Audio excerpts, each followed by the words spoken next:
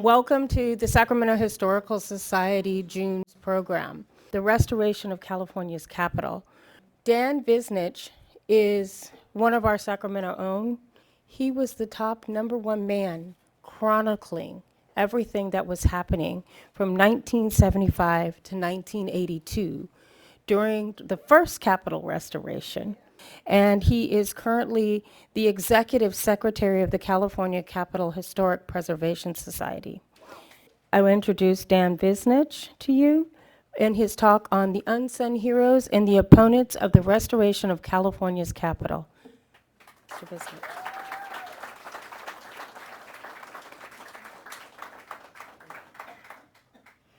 Thank you, Tony. In recent months, the historic sanctuary of Capitol Park has been deeply marred by excavation equipment, cranes and scaffolding, and its serenity broken by the heavy thud of falling tree limbs as century-old heritage trees succumb to the contractor's chainsaws.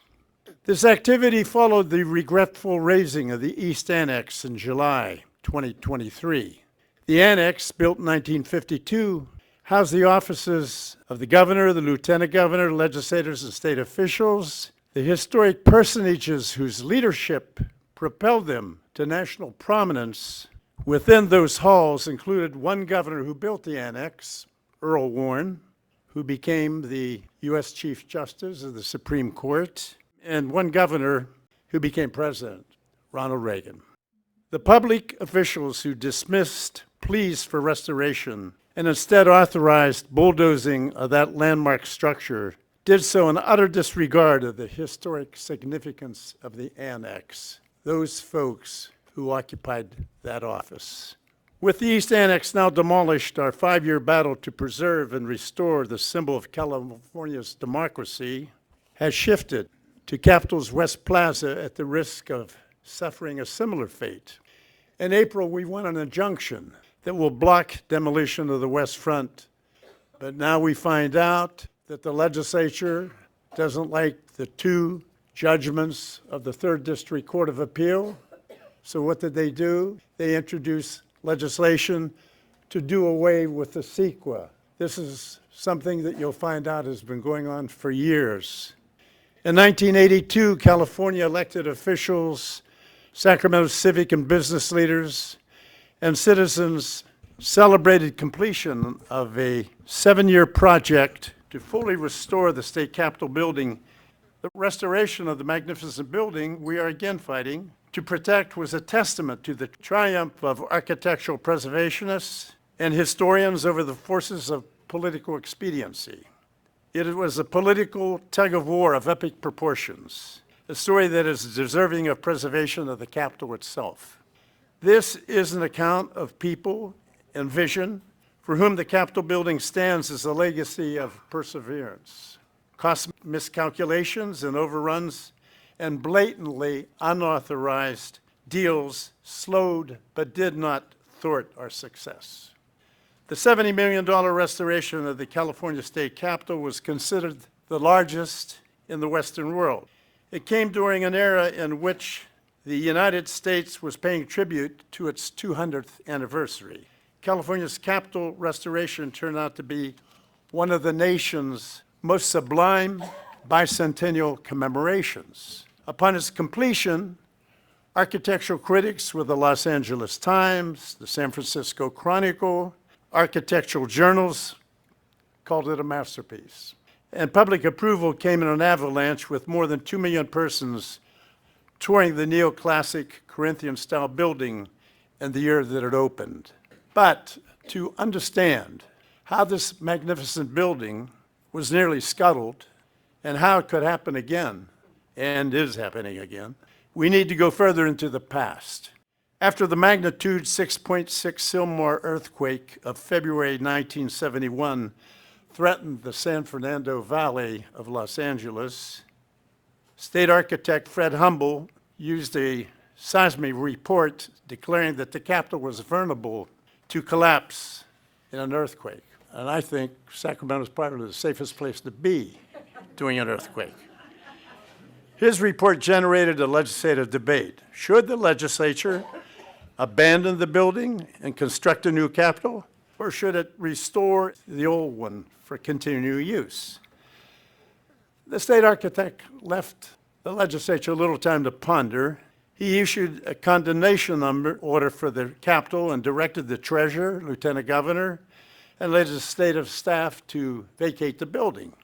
Senator Nicholas Petras, the point man on the Senate Rules Committee and later chair of the Joint Rules Subcommittee on the Capitol Restoration Project, advocated in favor of a high degree of restoration. He stood fast despite various restoration versus reconstruction controversies.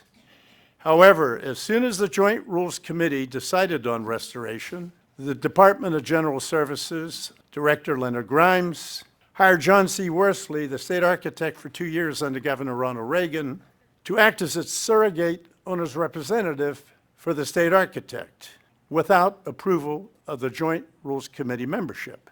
The state capitol might have been merely a reconstruction job with no more than shoring up crumbly and chalky brick to make the legislature safe against earthquakes, if the Department of General Services had its way. Under Worsley's authority, unfortunately, many priceless and irreplaceable items that could have been restored were discarded. The appetite for replacing the Capitol had emerged far earlier, when Senator Randolph Collier unsuccessfully advocated in favor of a new state house.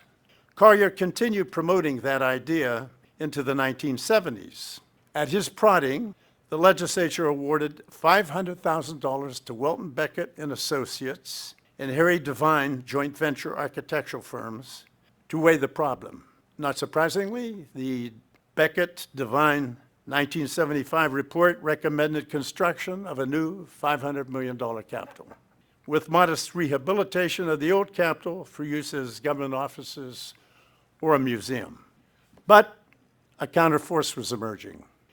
In 1970, Governor Ronald Reagan appointed Raymond Gervigian, Fellow American Institute of Architects, as the first historical architect to the State Historic Resources Commission.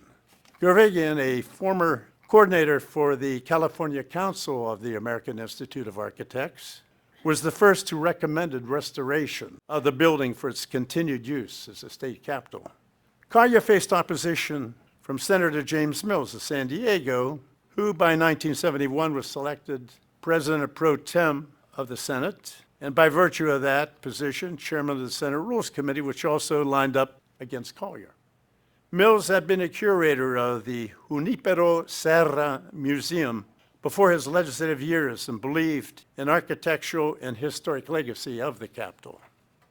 On the other side, Assemblyman Willie Brown, chairman of the powerful Ways and Means Committee, introduced legislation favoring construction of a new Capitol. Brown supported what the press dubbed Collier's Towers, a new Capitol building consisting of two 17-story office buildings east of Capitol Park, separated by chambers at the base for the Assembly and Senate. But Brown's opponent for speakership, Leo McCarthy, favored retention of the Capitol. McCarthy won the post and appointed his own chairman to the Assembly Rules Committee, Leon Ralph, who in turn became chairman of the Joint Rules Committee. Unfortunately for the Senate, neither Ralph nor his staff was committed to following restoration guidelines as set out by the full committee vote. The legislature reappointed $42 million that April for restoring and rehabilitating the domed, century-old portion of the building. The legislative bill, AB 2071, Ralph specifically appointed an architect and contractor with experience in restoration and reconstruction of historic buildings. The gubernatorial election of 1974 also brought a new Democratic governor, Jerry Brown. Consequently, John Worsley, who was state architect under Reagan's last 2 years, lost his job to a Brown appointee, Sim van der Rin, but as I said earlier, Brown's new director of General Services, Grimes, appointed Worsley to the project. This was despite the fact that the legislation and the architect's agreement stated that the legislature's owner's representative was the state architect. After that, a search for a prime contractor began. After screening 11 firms and considerable legal squabbles involving committee members and lawyers, the committee voted on a 6-4 vote for the joint venture of two firms, Heller Continental and Swinnerton Wahlberg. In October 1975, that consortium was referred to as Heller. I must say that the Swinnerton and Wahlberg project superintendent, Chuck Kurtz, was an honorable man to work with. I observed and participated in much of the Byzantine process at close range. I was directed in my position to write another staff report for the committee members recommending the designation of Welton Beckett and Associates as the legislature's project architect. While Worsley acted as the owner's representative, the project still went to state architect Sim Vanderin to sign off on various phases of the project. In a turnabout, Worsley now argued that his charge was only to make the old building seismically safe from possible earthquake damage, and if that meant gutting the interior brick walls, replacing them with concrete, and painting them white without ornamentation, then so be it. He repeated this several times, claiming insufficiency of funds for restoration. Worsley deviously had Vanderin sign off on the project by granting permission to the contract to gut the interior of the building without joint committee's approval. Heller acted as the general contractor on the structural phase of the project. The joint venture then acted as an administrative supervisor for obtaining other contractors. If this had been a normal private sector construction job, they would have been considered subcontractors. In February 1977, the restoration specialist who had wholly prepared Heller's presentation to the Joint Rules Committee was removed from the contractor's agreement after expressing alarm that the Capitol's original features might be replaced with copies. All references to his firm, Preservation Technology Group, were deleted. I wrote weekly reports to the Senate regarding progress of the project and raised concerns about violations that I saw involving bidding procedures and the Assembly's persistent repudiation of Gravillian's advocacy for restoration. In April 1976, Judge Joseph Babich ruled against a suit by the Pacific Legal Foundation for an injunction against the Joint Rules Committee for various actions on the basis that the gutted Capitol was in a precarious position and that taxpayers would incur costs in the event of a delay. Much of the controversy arose over a made-up October Joint Rules Committee meeting in which members supposedly delegated certain powers to Chairman Ralph. However, his staff had to concede that no records or notes of such a meeting existed. Judge Babich chided the Joint Rules Committee for handling the situation in the way that it did, saying that the legislative analyst A. Allen Post noted such conduct could lead to scandals. When he served in the cabinet of Earl Warren, the judge said, the former governor advised him, don't do things you don't want to read in tomorrow's newspaper. Soon after, Chairman Ralph really surprised his colleagues by abruptly announcing he would not run for re-election because he had a calling to become a preacher, which he did. However, his secretary, who used to work for me, disclosed that he was drinking heavily and was on edge with stress because of the restoration project. Perhaps that's why he wrote a memo to the contractor, architect, and DGS director Grimes after I requested the original guaranteed maximum structural sum, independent estimates from his CAO, stating, to avoid duplicity, capital restoration project materials should not be distributed to outsiders. Was I in the Senate outsiders? Even though both the architect and contractor were chosen for their purported restoration experience, the architect's only experience was in the reconstruction of the Palace of Fine Arts designed by Bernard Maybeck for the Pan-Pacific Exposition in San Francisco in 1915. And the contractor's only experience with the historic building was to demolish the apse when they constructed the annex. Both relied heavily on preservation experts to get the job. As you know, Raymond Gervigian for Welton Beckett and Preservation Technology Group for Heller. Many restoration recommendations for this work rested with Gervigian, who still had to contest decisions made by Worsley, who in effect assumed the preservation mantle of the Preservation Technology Group. In many instances, Heller hired some of his old subcontractors to do the work of restoration experts. This belied the early rationale for exempting the contracts from the State Contract Act. It was argued earlier that exemptions had to take place because artisans were needed for such work and that they could be underbid by contractors using schlocky materials or doing inferior work. Eventually, however, due to the fights between participants, the Senate and the legislative analysts successfully recommended implementation of pre-qualified bidding procedures because of the distrust engendered by Worsley. Despite that, such recommendations were ignored at times.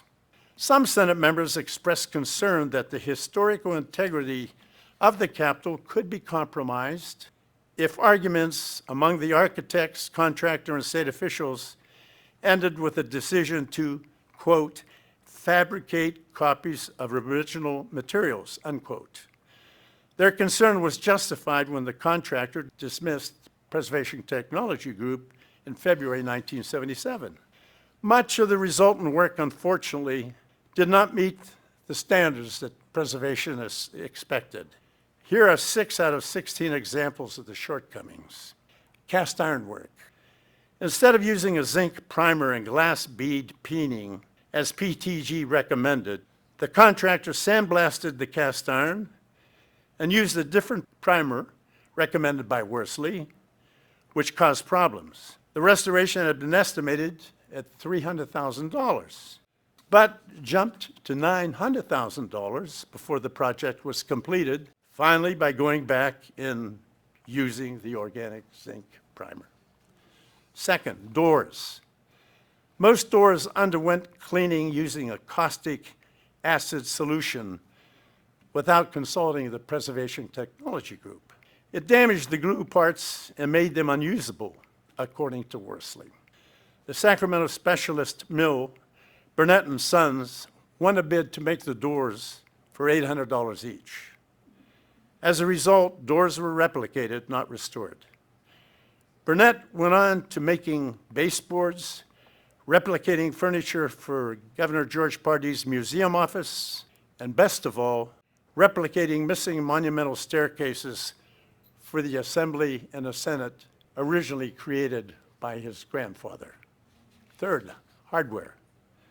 The contractor asked Schlage Door Lock and Hardware Company to do research and development to restore antique escutcheon door plates and hinges for the doors, which the company initially offered to do for free. After its sample work was rejected many times, Schlage asked for $8,000 to continue research and development work. Gervigian recommended other firms to develop samples, but was rebuffed despite Senate protests. The finished project did not compare to the high-quality work of a San Francisco firm called Searcast, which specialized in casting ornamental, rich Victorian pieces from 1870 to 1950, the period the Capitol Restoration wanted. The Schlage reproductions lacked the extremely fine detail that Searcast used in its lost wax method of casting. Ornamental relief. Lena Tyler of Los Angeles had a 19th century firm that recommended by Gervigian as a consultant to development ornamental ceiling with a historic process called compo, a Versailles Palace composition of horse glue and hair with plaster of Paris. Although she designed the patterns, the contractor curtailed his plan to produce ornamental ceilings and friezes in 15 rooms, instead only making 7 and only 1 wall frieze. Marble mosaic tile. The second floor corridor tile had to be removed when the building was gutted. The contractor subsequently offered 3 bids per the newly developed procedures, but only 1 was for restoration and the other 2 replication. The restoration, $395,000. The 2 replication, $200,000. After heated arguments protesting the apples and oranges style of obtaining bids, Worsley and Heller finally permitted Gravigian to seek 2 additional restoration bids, one from Universal Marble of Los Angeles for approximately $185,000, and Hans Scharf for $155,000. Fortunately, Scharf's work became the outstanding example of restoration in the Capitol and was widely acclaimed, even by Heller. 6, encaustic tile. The first floor corridor ceramic tile contained 4 murals of Eureka, the state seal of California, which were removed because Worsley claimed the so-called non-disclosed test indicated that they only had 35 years of life left. He took over research and development responsibilities for this project from Preservation Technology. Instead of using the original patents to recreate the tile work, he commissioned an Orange County firm to silk screen the designs on blank tile instead of the traditional method of baking clays into the bisque from 1/8 to 1/4 inch deep, embedded in the tile, similar to cloisonne. Although Gravigian recommended other firms, Worsley stuck with an Orange County firm for research and development.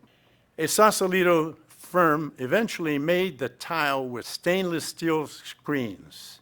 No other firm offered to bid on such an unknown, untried process. This tile had its design sprayed on, similar to a silk screen method, followed by baking the image. Then a second baking took place, put glaze over the tile. It remains to be seen if this glaze will last for the life of the original encaustic tile. Despite numerous political fights, work on the project neared completion in January 1982, but not before another disappointment emerged before the public unveiling. The Capitol Historical Furnishings project under Gravigian had intended to install authentic, period-appropriate decor for a few principal rooms used by the legislative officers, portions of the legislative chambers, and a few conference and hearing rooms. Selection of interior furnishings was supposed to have been bid out to an expert consultant, but somehow the project architect ordered commercial reproduction furnishings of the federal period. Senate Executive Officer John Williamson and I argued that such furnishings were of a style too early for the Capitol, which was constructed in 1860 to 1871. We believe the restored offices should have original antiques of the period. Joint Rules Committee Chair Louis Papin, who replaced Leon Ralph January 5th, 1977, fired me, and soon after had Welton Beckett drop Gravigian from the project while Senator Petrus was on a trip in Greece. On his return, Petrus blasted Papin in a June 1977 letter. Quote, "Your intractable position on refusing to continue the services of historical restoration architect Gravigian in connection with the Capitol Museum project and the Historical Furnishings project. Once again, you took advantage of me and broke your word. These intimidating tactics remind me of the way Worsley repeatedly attempted to bully Gravigian time after time to pressure him away from his restoration positions, especially after you managed to remove Dan Visnich from the scene, leaving Gravigian single-handed to defend himself in his efforts to serve the high standards of restoration that the Senate desired. It's a wonder that he did succeed in spite of the revolting pressures and questionable practices that Worsley and his henchmen used behind his back. We do still need him for the unfinished museum historical furnishings project, which Gravigian conceived, guided to realization, and was in the process of trying to conclude when you so unceremoniously suddenly terminated him, unquote. After that broadside, the Senate Rules Committee unanimously voted to designate Visnich as its owner's representative on the project and retain Gravigian to continue his responsibilities. Gradually, the Senate view prevailed with others, and the project team began heeding Gravigian's advice. By the middle of 1980, the furnishings team began to acquire traditional reproduction furniture for the outer offices. The Senate, meanwhile, gave Gravigian and me another hat, authority to furnish the leadership offices and committee rooms using antiques, using that reproduction budget that they had. Gravigian criteria required furniture be from the building's earlier period, roughly 1870 to 1910, and largely of the American Renaissance style, which was used by the original builders. Our first priority was to return original pieces to the Capitol with the help of the State Supreme Court Justice Rose Bird, under the auspices of an 8-member judicial committee on the Capitol Restoration Project. We searched and found numerous antiques in various state offices, particularly among the Supreme Court and the Courts of Appeal. But most of the authentic period pieces we purchased from California antique dealers, and then we had some donations. The program proved so successful and economical that additional antiques were bought for other areas of the Capitol. Ironically, antiques were less costly than the reproductions and have since increased in value, while the inappropriate federal reproduction pieces have declined in value. I succeeded in obtaining San Francisco sculptor Spero Anargis to replicate the missing Native American equestrian Acriteria statuary located on the west front pediment. Originally created by California's first sculptor, Pietro Mazzara, Indian warrior being attacked by a bear, an Indian woman being attacked by a buffalo. And those were inspired by artists George Catlin and John McStanley during the 1830s and 1840s, respectively. And Argis also created the Union Greeps for the Senate and Assembly porticos. Despite these architectural and political disputes, the project's overall effect was masterful. An eloquent restoration that captured the Gaslight era with glowing wall sconces, decorative plaster friezes, ornate coffered ceilings in the chambers, and carved monumental staircases in the Renaissance Revival style.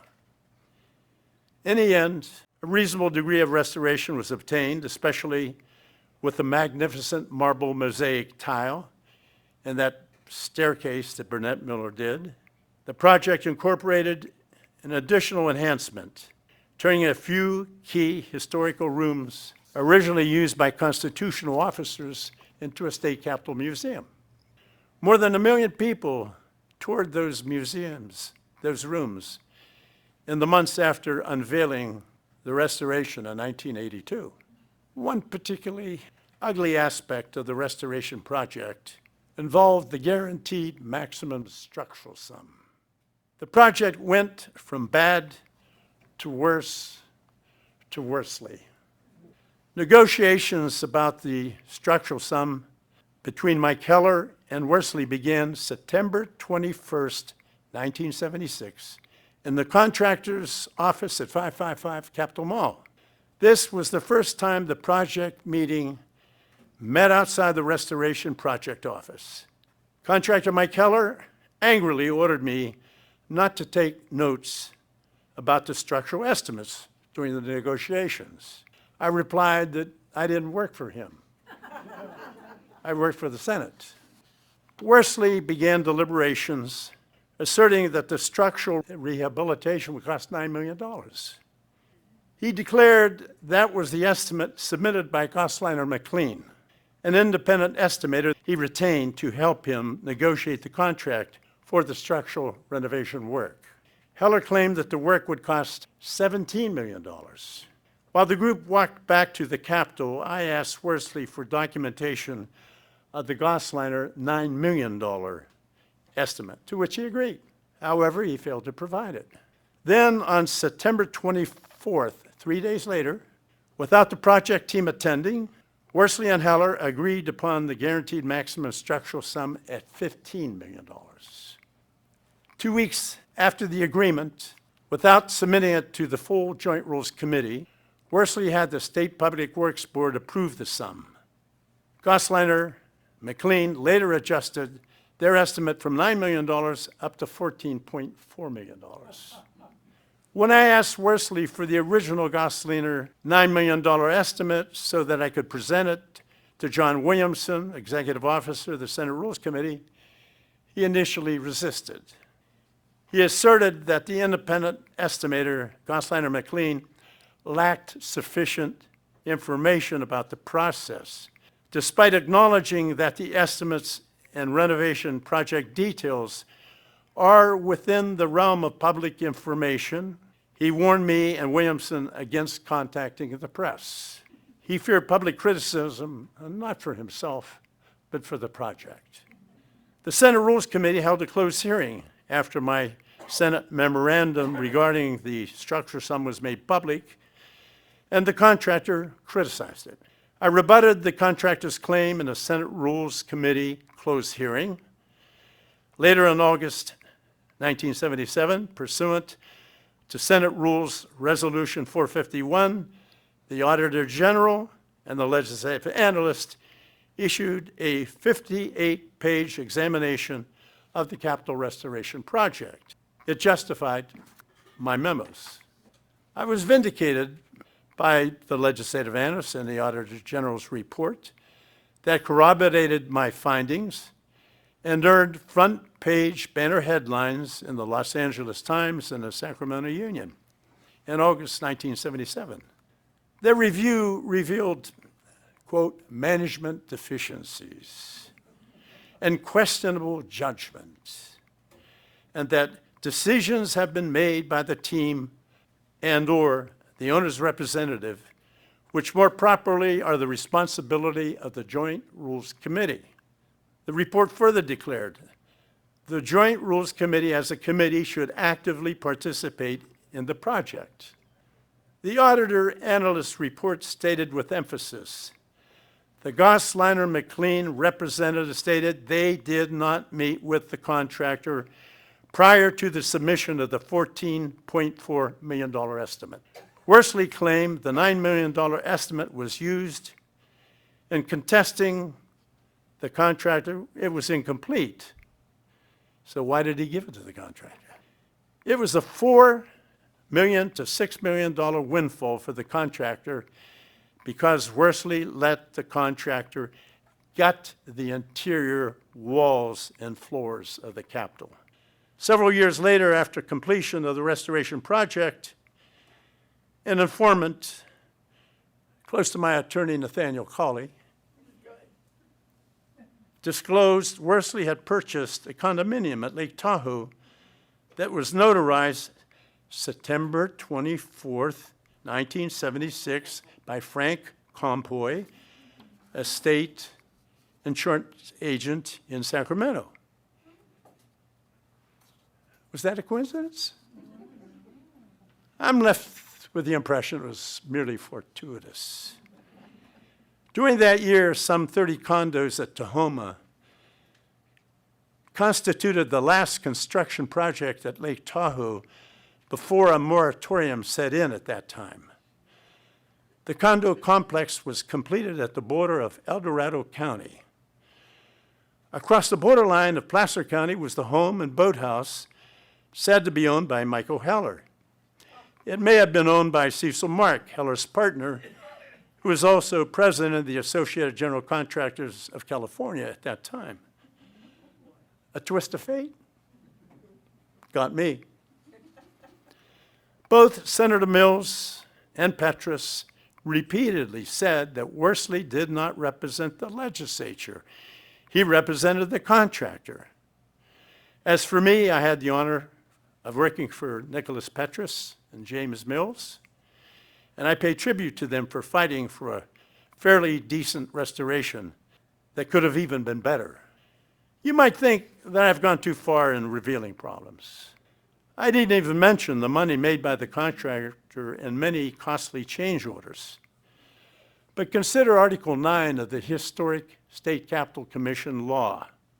The commission shall maintain and may utilize all historic data, research, project files, developed and gathered by the state in connection with the California Capitol Restoration Project. On that date, the commission commences business. All of the written materials covered under this section shall be transferred to the state archives to inventory, process, and store on behalf of the commission. Contrary to law, it took 12 to 14 years for those project materials to be transferred from the contractor warehouse to the assembly warehouse, while Worsley's assistant, Dale Dwyer, was paid by the Joint Rules Committee to cleanse them before sending them to archives for commission use. No project meeting tapes are maintained by archives. Ray Gavigan endured years of harassment from multiple fronts, but he persevered, and California is the beneficiary of his dedication to historic preservation and accuracy. The American Institute of Architects justifiably honored Ray with a national award for his work on the Capitol Restoration Project. The Assembly introduced a resolution designating him Historic Architect Emeritus of California State Capitol. Ironically, Assemblyman Willie Brown ended up occupying the Speaker's northeast corner office on the second floor. Brown was surprised and delighted that the restoration turned out so well and that he was moving into such a magnificent office with this Renaissance revival furniture. When I escorted him to his office, I told him he had an office to match that of the governor. No, Dan, far better. Winning the speakership and gaining his ornate office elated Willie. He didn't seem to care that the Collier concept went up in smoke. Willie later became mayor of San Francisco and at the same time, a born-again preservationist. He saw to it that his city hall was magnificently restored. With luck and perseverance, we saved the Capitol in 1976 from the terrible fate Senator Collier had long sought, but barely. Now we're facing the same fight, and at this time, we have not been so lucky. The East Annex is already gone, likely to be replaced by a mirrored glass cube that will have all the dignity of a gambling casino and kill many, many, many birds. And the legislature is threatening to tear out this historic plaza where Californians have gathered for decades in groups and marches to express their views on contentious issues. We must rally again to the defense of tradition, history, and save the beauty of the Capitol. Thank you. I'm going to talk briefly about the historic resources that are going to be lost with this project. And biggest issue is the demolition of the historic annex building. It's a building that is on the National Register, designed by Alfred Eichler, who's one of Sacramento's most prominent mid-century modern architects, who designed the building extremely carefully to be clearly different from, but blend with, our beautiful restored original state capitol. There was never an environmental analysis of keeping the building. There was only a decision very early on that it had to be demolished. The annex project then morphed into a much larger project that includes also a new 200-car underground parking garage that includes a new visitor center. It will be in the basement of that building with its entrance at the front west, most prominent and most important facade of our restored Capitol. It involves excavating the entire area that's now known as the West Plaza. And the excavation would be the width of those very broad front Capitol steps that are known as the West Steps. So you would now, instead of looking at the ground level Capitol as we see it now with its steps going up to its beautiful main entrance, you would be looking at this slanting cement wide walkway going down, and then a huge bank of glass doors. The entrance to the Capitol would be covered by a porch-like area that extends over it and completely changes the appearance of the Capitol. That's the area where so many demonstrations, celebrations have taken place literally over generations. This is also a National Register building. It could lose its listing over this.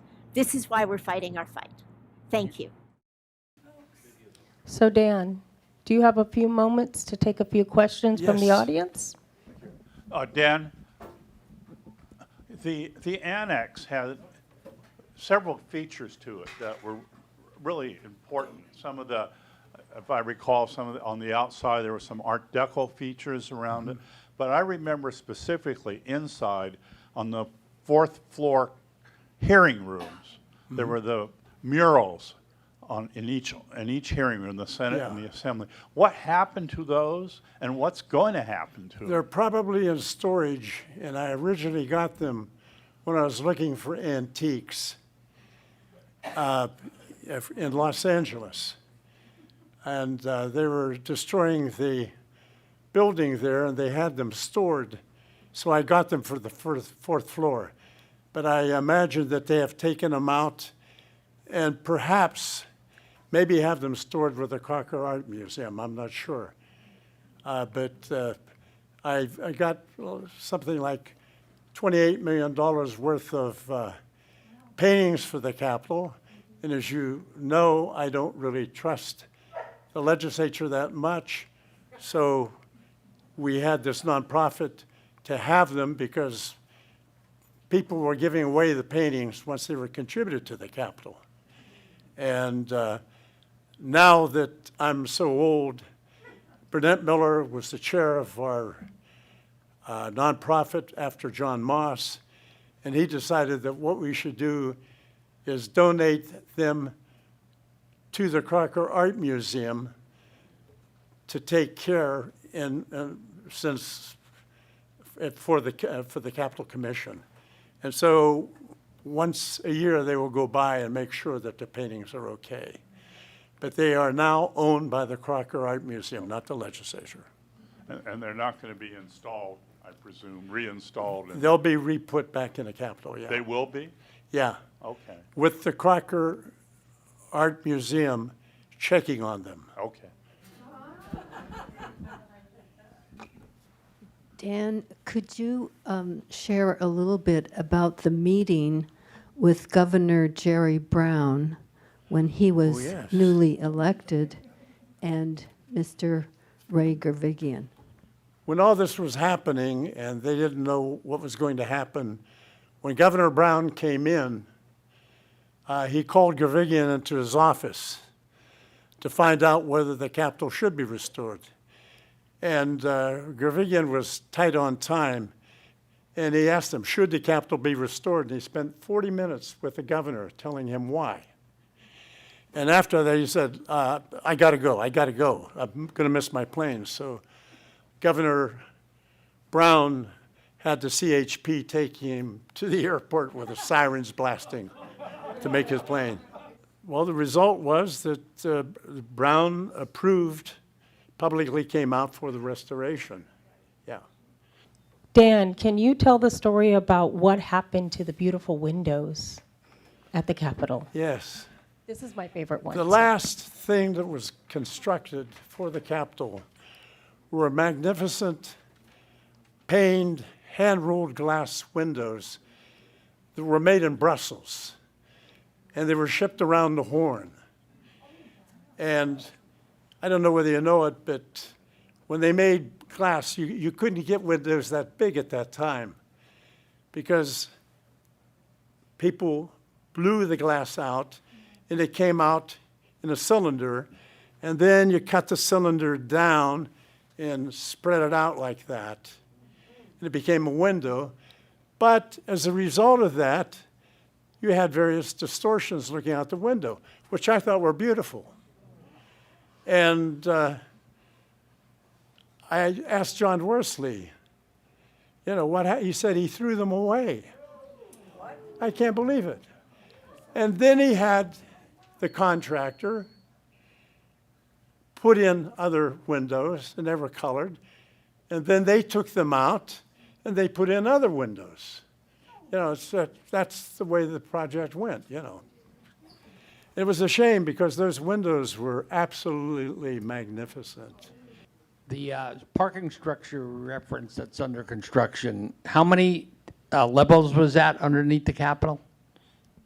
I'm not sure, but to me, it's absolutely crazy to invade State Capitol Park and tear down all those trees when they should just use the basement as they always did for parking. Right. I don't know what's going on. When I was in the legislature, you had 8 preservationist legislators, and you had all kind of people supporting that. There's not one in the legislature now that supports preservation. Terrible. And I'm talking about Republicans and Democrats. I know this, it was presented to us about 4 or 5 years ago about this proposal to do the parking structure. And I always wondered, why didn't they dig west? They have this whole Capitol Avenue they could have dug under and not disturb the structure or underneath the Capitol. You're right. Was that ever presented?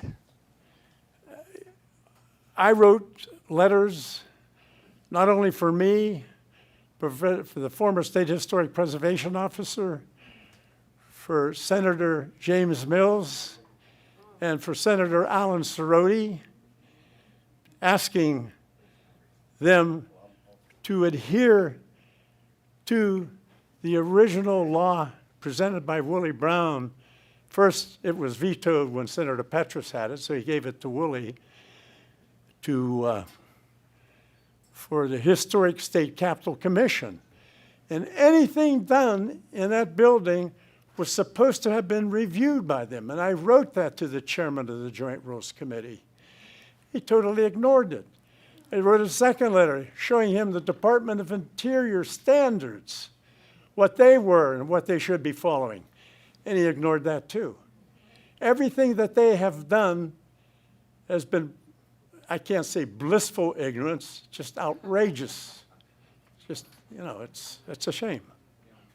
Yes, Dan, thinking of the future, with California's significant budget shortfall, and we hear in the press that the governor's having to cut left and right to balance the budget, do you have any insight into maybe I'm being hopeful, but I'm wondering if a cost saving that could be realized would be, of course, not disturbing the west face, not building that nonsensical portico and the unbelievable underground garage and all that idiocy, and saving the multiple millions that leaving it alone in its historic state would preserve. Is there any sense that that might happen?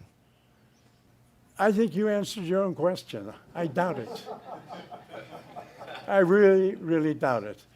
They have not followed, they haven't followed laws, and when the Court of Appeals ruled against them twice, yesterday, what did they do?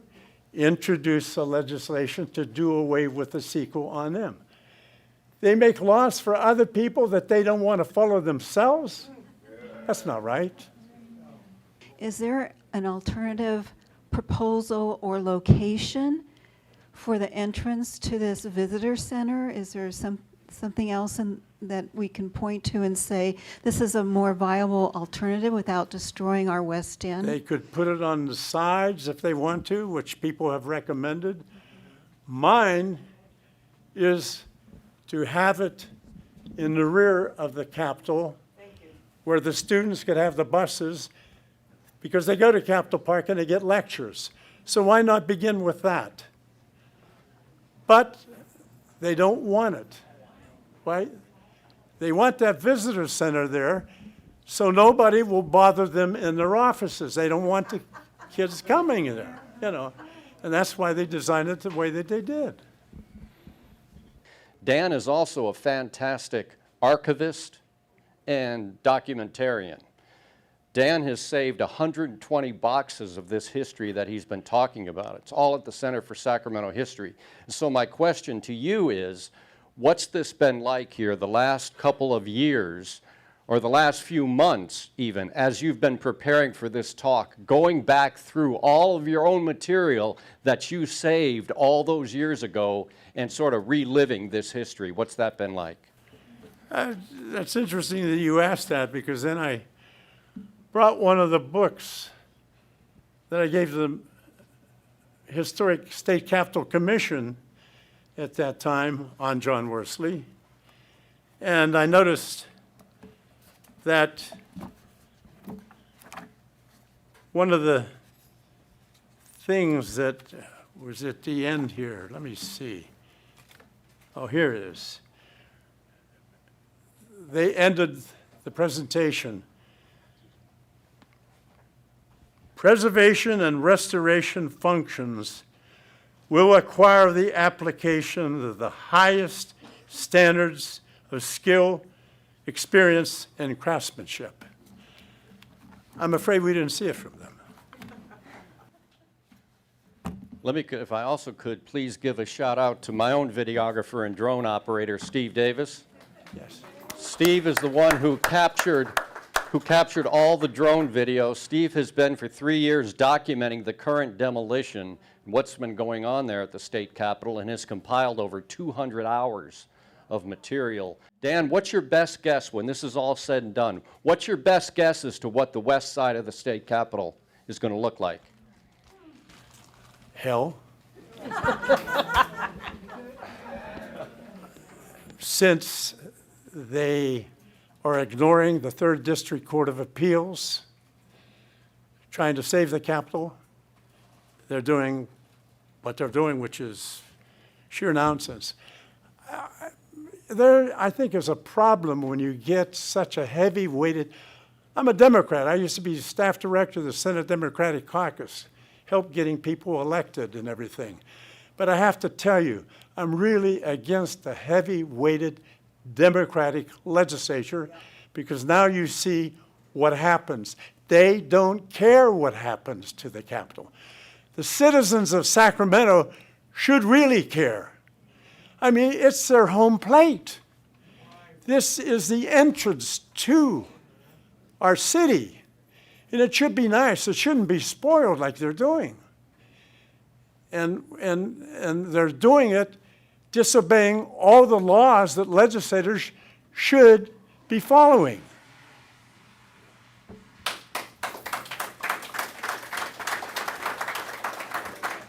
Finished? Well, I'd like to tell you that I'm 91, and I hope I gave Joe Biden competition of standing this long.